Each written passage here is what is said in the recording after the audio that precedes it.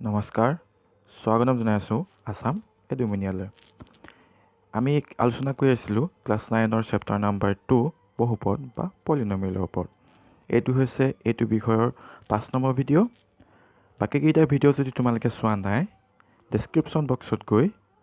সেই ভিডিঅ'কেইটাৰ লিংকত গৈ তোমালোকে চাব পাৰা আৰু বাকীকেইটা ভিডিঅ' তোমালোকে চাই ল'বা আৰু বাকীকেইটা ভিডিঅ' চালেহে তোমালোকে এইটো ভিডিঅ'ৰ ওপৰত যি আলোচনা কৰিছোঁ সেইটো বিষয়ত ভালদৰে জ্ঞান আয়ত্ত কৰিব পাৰিবা তেন্তে আহাচোন আজি এইটো ভিডিঅ' আলোচনা কৰোঁ আমি আজি আলোচনা কৰিব লৈছোঁ অনুশীলনী 2.2 এতিয়া অনুশীলনী 2.2 প্ৰথম প্ৰশ্ন তোমালোকক দিয়া আছে এটা বহুপদ দিয়া আছে বহুপদৰ মান নিৰ্ণয় কৰা যেতিয়া সিহঁতৰ xৰ মান 0 হ'ব xৰ মান 1 হ'ব আৰু xৰ মান 2 হ'ব তিনিটা তোমালোকক দিয়া আছে ঠিক আছে তেন্তে আমি ইয়াত xৰ মান 0 বহালে সিহঁতৰ বহুপদটোৰ মাননো কি হ'ব সেইটো আমি ক'ব লাগে চাওঁচোন আৰম্ভ কৰোঁ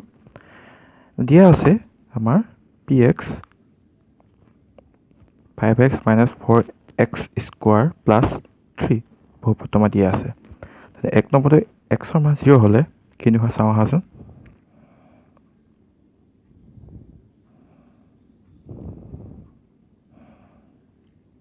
জিৰ' হয়নে xৰ মান 0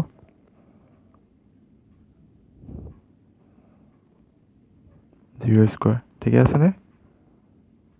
3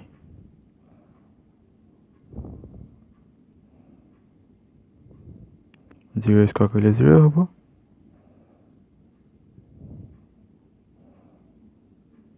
0 লগত ইনটু কৰিলে 0 হ'ব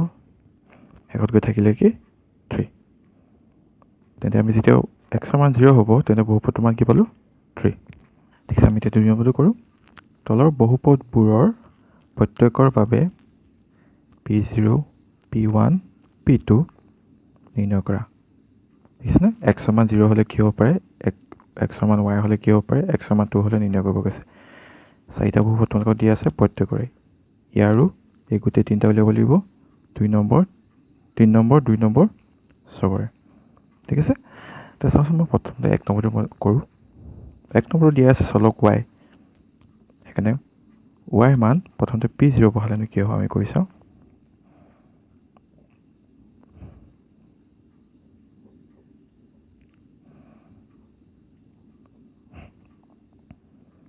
জিৰ' স্কোৱাৰ কৰিলে 0 মাইনাছ 0 প্লাছ 1 শেষত গৈ আমি কি পালোগৈ 1 যেতিয়া 0 হয় আমি কি পালোঁ 1 নেক্সটটো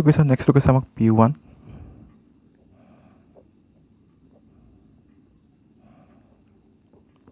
1 স্কোৱাৰ 1 1 1 স্কোৱাৰ কৰিলে 1 হ'ব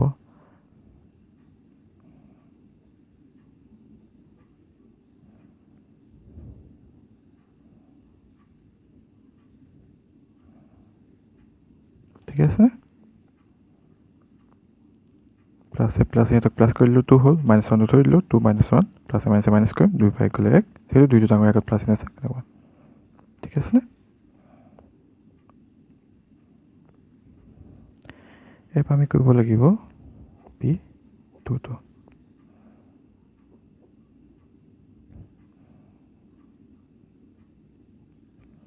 2 2 4 minus 2 plus 1 4 के 5 प्लस प्लस ये प्लस की प्लस कर लो 5 minus 2 3 प्लस माइनस कर लो 5 और 2 गले 3 जेहेतु 5 तो डाउन आगत प्लस इन से आंसर आगत प्लस इन मैं मैं गोटे किटा कोई दिखालू बाकी 2 नंबर 3 नंबर 4 नंबर तुम्हारे ट्राई करिबासन 3 नंबर दिसे কাষত উল্লেখিত মানবোৰ পদটো শূন্য মানে বহুপদটোৰ শূন্য হয় নে নহয় সত্যাপন কৰি চোৱা কৈছে মানে কাষতে xৰ মানটো দিয়া আছে এই xৰ এই মানটোৰ কাৰণে এই বহুপদটো শূন্য হয় নে নহয় আমাক উলিয়াব লাগে ইয়াত কেইবাটাও দিয়া আছে মই তোমাক 1 নম্বৰটো প্ৰথমতে কৰি দেখুৱাইছোঁ তেনে আহাচোন px টো আমাৰ দিয়া আছে কি তেন্তে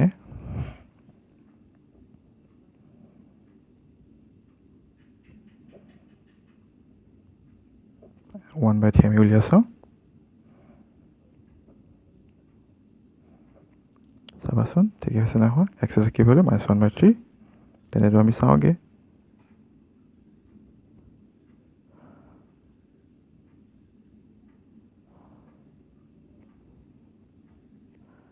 এটো কটা কটি যাব থাকিলে কি -1 + 1 হেকত গৈ পালো আমি 0 মানে x ৰ মান এই -1/3 টো এই বহুপদটো শূন্য হয় কি হ'ব তেনে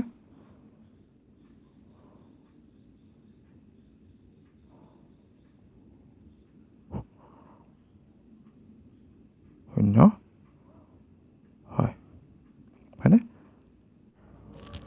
তাৰপিছত 3 নম্বৰ 2টো দিয়া আছিলে px বহুপদটো 5x - π য'ত x ৰ 4/5 তে x ৰ 4/5 ইয়াৰ এই বহুপদটো শূন্য হয় নহয় আমি চাব লাগে চাওঁচোন আহা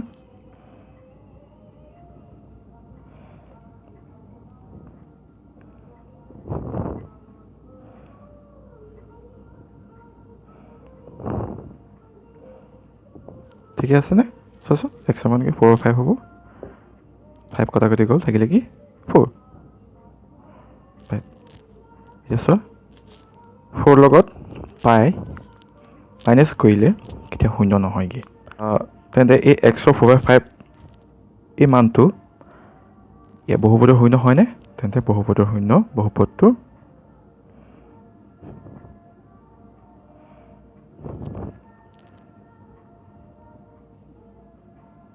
শূন্য নহয়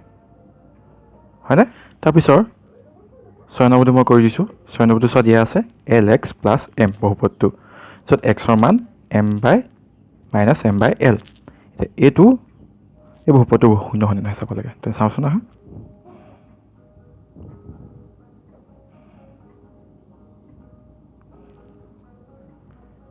l ৰ মান কি ইনটু x ৰ মান দিব লাগিব আমি -m/l + m ঠিক আছে এটা যদি চাওঁ আমি কেনেকৈ কৰিম -m l + m l কটা কটি গ'ল থাকিলে কি -m + m প্লাছ মাইনাছ কৰিব লাগিব m এ m ক মাইনাছ কৰিলে কিমান হ'ব 0 হয়নে তেনে এইটো শূন্য ওলালেকে 0 ওলাইছে কেনে হয় তেনে এইটো x ৰ মান এইটো এই বহুপদটো শূন্য হয় তাৰপিছত তোমালোকক দিয়া আছে মই 7 নম্বৰটো কৈ দিছোঁ চোৱা বহুপদটো দিয়া আছে 3x² - 1 য'ত x ৰ মান দুটা দিয়া আছে এই দুইটাৰ কাৰণে এই বহুপদটোৰ শূন্য হয় নহয় চাব লাগে এই দুইটা -1/√3 2/√3 তেনে আহাচোন কৰি চাওঁ প্ৰথমতে আমি -1/√3 টো কৰি চাওঁ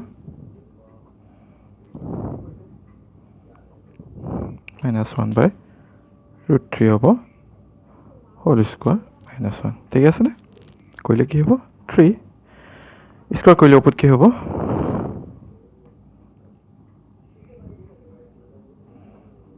হোল স্কোৱাৰ -1 ঠিক আছে নে এইটো স্কোৱাৰ কৰিলে কি হ'ব 3 -1 স্কোৱাৰ কৰিলে হ'ব +1 -1 কটা কটি গ'ল 3 1 - 1 0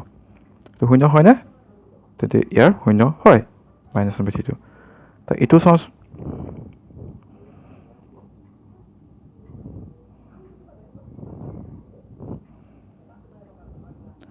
3 into 2/√3 whole square minus 1 কি হ'ব 3 2 square 4 3 square কৰিলে কি হ'ব √3 square কৰিলে 3 minus 1 3 কটা কাটি গ'ল থাকিলে কি 4 minus 1 হ'লগে কি 3 তেন্তে এইটো বহুপদটো শূন্য হয় পালো কিন্তু বহুপদটো শূন্য হয় না এইটো নহয় কাৰণ শূন্য ওলাইছে নেকি নাই তাৰপিছত 4 নম্বৰ প্ৰশ্নটো আগবাঢ়িছোঁ 4 নম্বৰ প্ৰশ্নটো আছে তলৰ প্ৰতিটো বহুপদৰ শূন্য নিৰ্ণয় কৰা মানে 0 অফ এ পলিনমিয়েল তোমালোকক নিৰ্ণয় কৰিব কৈছে ইয়াত কেইবাটাও দিয়া আছে মই তোমালোকক অকল 1 আৰু 7টো কৈ দেখাইছোঁ বাকী এটা তোমালোকে নিজে ট্ৰাই কৰিবাচোন তেনে আহাচোন প্ৰথমতে এইটো কৰোঁ গতিকে এইটো কৰিবৰ কাৰণে আমি উলিয়াব লাগিব 0 এই বহুপদটোৰ 0 ইকুৱেল টু 0 দি আমি কৰিব লাগিব তেতিয়া এই বহুপদটোৰ 0 ওলাই যাব কেনেকৈ চোৱা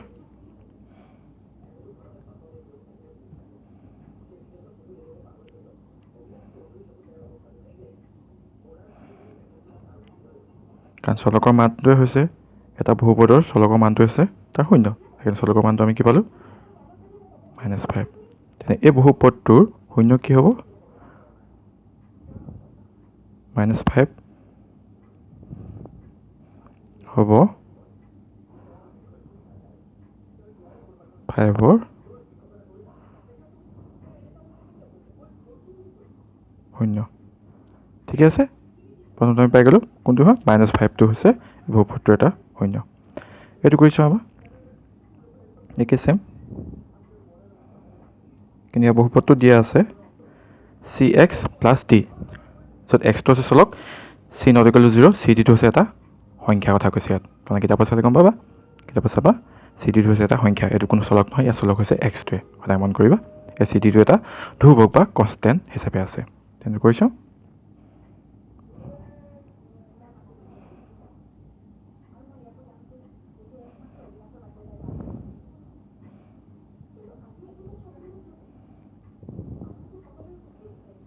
-d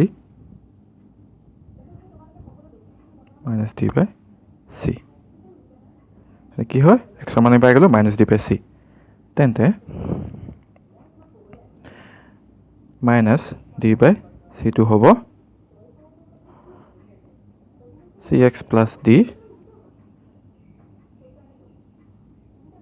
0